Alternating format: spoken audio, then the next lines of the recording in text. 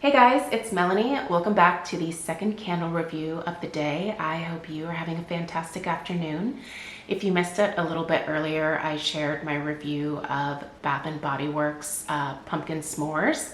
I'll go ahead and link that review in the description box right below this video here. That way you can check that out if you are so inclined after this video. Also, if you're new, make sure you hit that subscribe button so that you will receive all of my new home fragrance content in your subscription feed as it goes live here on my channel. I share a lot of candle hauls. I love specifically sharing in-depth candle reviews, which is what we're doing in this video. I also share favorites, things like that. So if you're interested in more of that, make sure you hit that button right below the video. Also, don't forget to give this video a thumbs up if you found the review helpful. Okay, let's dive into HomeWorks Harvest Hot Chocolate. Full disclosure, I did receive this one in PR, so that means that I did not pay for it.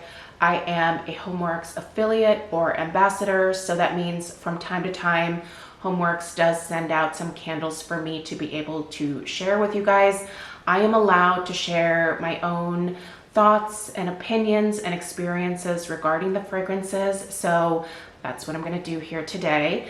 I was really excited about this Harvest Hot Chocolate because I am already in full fall mode, and for some reason I just am kind of starting to get back into like chocolate candles. For a while there, I couldn't really do them. I thought they were just a little bit, I guess you could say cloying, maybe a little bit too sweet to my nose. But my nose has honestly been changing quite a bit in the last couple of years. This happens from time to time where sometimes I absolutely hate certain fragrance notes, and then, you know, maybe a little bit of time later, I revisit them and I'm like, okay, yeah, I can do this now. So lately I have just personally been craving chocolate in general in terms of like a snack in my everyday life. So maybe that is what made me so excited about this one. But I also think this is a really great take on a hot chocolate for the fall. So the way that I normally do my reviews, if you're new around here, is I like to read through the fragrance notes. I tell you what my nose picks up the most. If I have anything to compare it to, I will do that. We'll talk strength and throw, and more importantly, overall burn quality, which I know is very important to many of you. And since HomeWorks has had some issues in the last few years with their quality, I really like to address that and let you know whether I'm having a good burn experience or whether it's, you know, kind of tanking. So, all right, let's dive into it, you guys. The notes for Harvest Hot Chocolate are milk chocolate, pumpkin spice, cocoa powder, and vanilla beans. All right, this is one of those descriptions here, these notes, that really are like just insanely accurate. I smell every one of these notes. The first thing that I notice is a solid, like creamy milk chocolate base.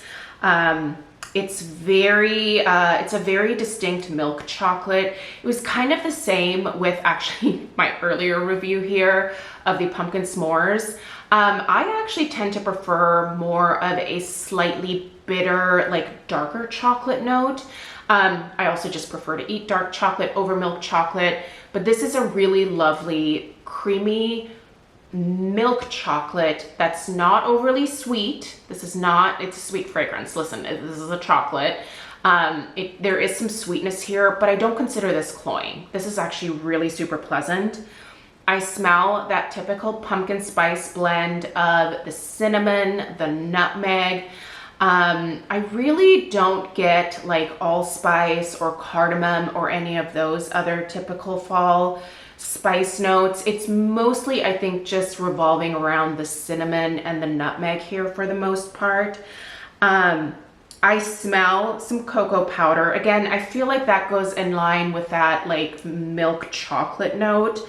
The two are kind of, I would say, maybe interchangeable. And then the vanilla beans.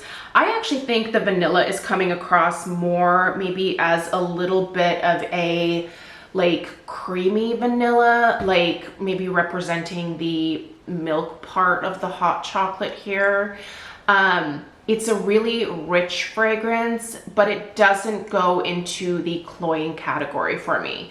I will say, if you typically dislike, you know, gourmand fragrances like this that are that have some sweetness to them, I would say maybe stay away. I think, to my nose, this smells very similar to a Mexican hot chocolate. If you've ever had that, that is really what this smells like to my nose. And I think Mexican hot chocolate is so good. It's got like a little bit of spice to it, just like a touch of heat. I think what's missing here is like the heat component, like that little bit of like extra spiciness. But I do think that the cinnamon and the addition of the nutmeg definitely are what take it into that kind of like Mexican hot chocolate territory for me. Again, minus that like just small touch of spice that's typically in there. This is so pleasant and enjoyable. I've really been loving this one, and I will hands down get a backup of it, because I think this is also going to be a great transitional fragrance. A lot of times during the end of August, beginning of September, before I dive into like the full-on pumpkin and like the heavier cranberry scents and stuff, I really like to go with, you know, like hints of spice here and there, warmer, more gourmand type fragrances like a hot chocolate. I also love coffee scents during the fall, early fall, and then also apple. Apple's a big one for me for transitional fragrances. So this one here I think is going to be a great way to enter into September before I'm really ready for, you know, like the pumpkin carving type scents or the cranberry chutney, stuff like that. This is delightful though. It's done really well, and here is, I think, the most impressive part for me. It's the strength and throw of this one, you guys. This is kind of almost in a way taking me back to the olden days of HomeWorks with, you know, from 2017, 2018, when we really got a lot more oomph from our candles, right? Like this, the strength of this one is a solid 8, and it has been an 8 from the very first burn. The throw is kind of between a 7 and an 8. It does a really good job of actually filling the downstairs of my house. This is not one of those HomeWorks candles that I feel like I have to put into a hurricane to get more out of it. It does fine on its own. But if you want to amp it up even more, I would definitely suggest putting it in a hurricane. HomeWorks has really been pushing the hurricanes in the past. What you see here, I get a lot of question about these candle pedestals. This is a HomeWorks candle pedestal. I actually wish that HomeWorks would go back to producing these. I just think they're so beautiful. This wooden piece here is the base to my Sherborne Hurricane from Pottery Barn. I broke the glass earlier this summer. I know, it's devastating. I was livid with myself, but anyway, it happens, right? But I do wish that HomeWorks would go back to giving us these pedestals here. If you're watching, Harry, please give us more pedestals. I mean, I really do admire them for getting into the hurricane world, but I don't know. I really miss these pedestals. Not that that's what this review is about, but I just thought I'd plug it in. Anyway, this does fine without a hurricane is the moral of the story. The strength and throw are more than adequate for me, especially since I typically burn 2 candles at a time downstairs. And the burn quality has been great. I've had no issues with these wicks. I've had no issues with the wax.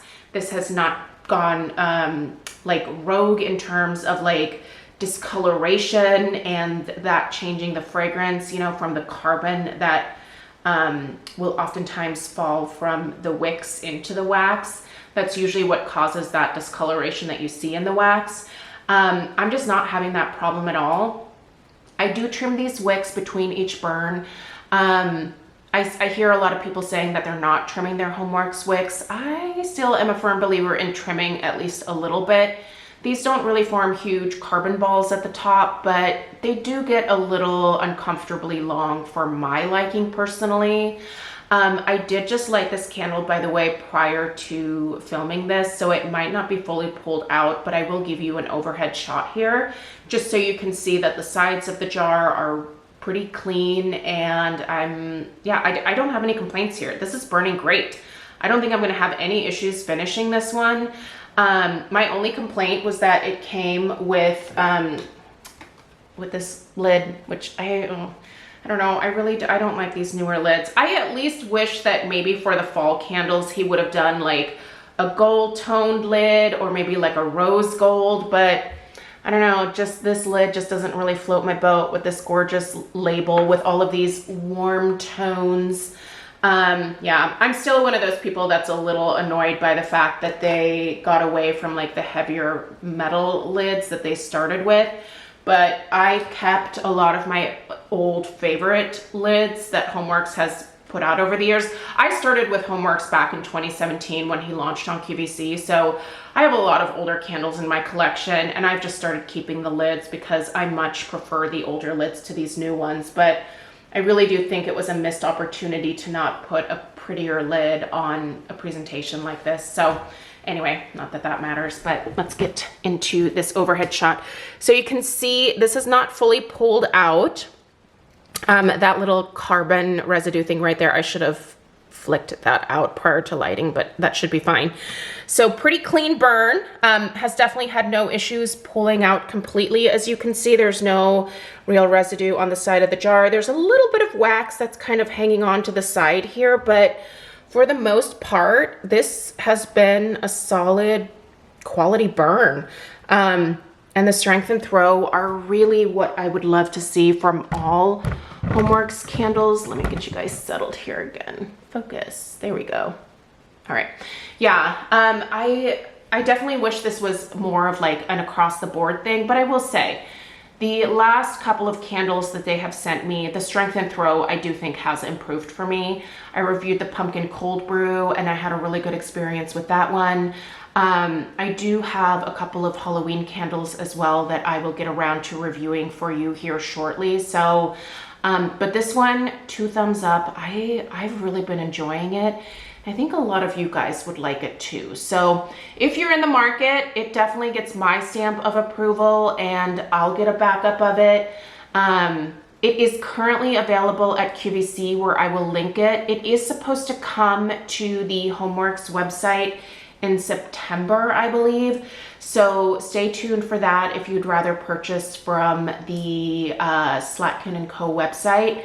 But right now it's available as a single over at QVC. And I don't know if this is going through the weekend. I'm actually filming this video on Friday and there is free shipping today and they're on sale for, I think, $21 and change. So if you would like to pick it up from QVC, you can do that. I'm not sure if this one is going to be one of the fragrances that will be released at, you know, the various like outlet stores like Home Goods, Marshalls, TJ Maxx, Ross. I'm not entirely sure. If you see it out in the wild and you're at all like interested in it, I would definitely suggest snagging it. It is delicious, I will say. They did a really good job with this one. So I'm a fan. I will repurchase myself. Let me know if you have any questions. Again, subscribe if you're new, and I'll see you in the next one. Take care. Toodaloo.